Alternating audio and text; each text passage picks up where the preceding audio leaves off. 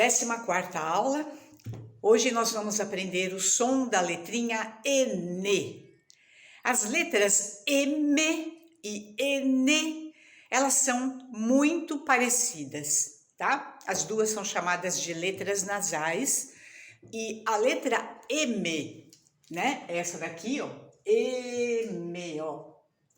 E essa daqui é a letra N. Então, olha só, M, N, né? Elas são bem parecidas na forma de falar o nome da letra, são até parecidas no formato e no som também.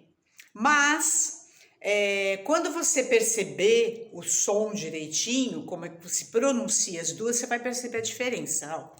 M, né, que você já aprendeu, encosta os lábios e até treme um pouquinho os lábios. Ma, me, mi, mo, mu, né? Olha, o N como é diferente. Na, ne, ni, no, nu.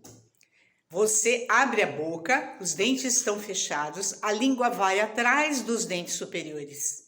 E se você colocar a mão aqui no nariz bem de leve, você sente o nariz vibrar.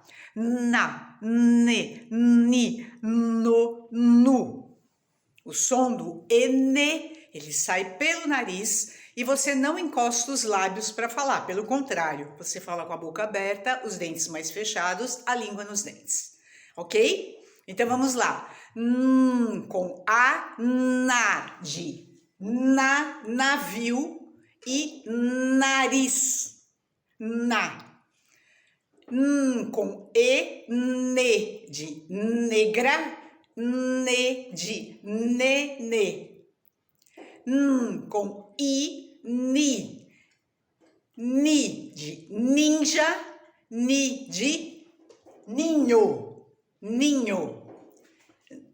Com o, no, de noiva, noiva e noite. Com o, nu de números e nu de nuvem. Então, vamos lembrar da diferença do M e do N, certo?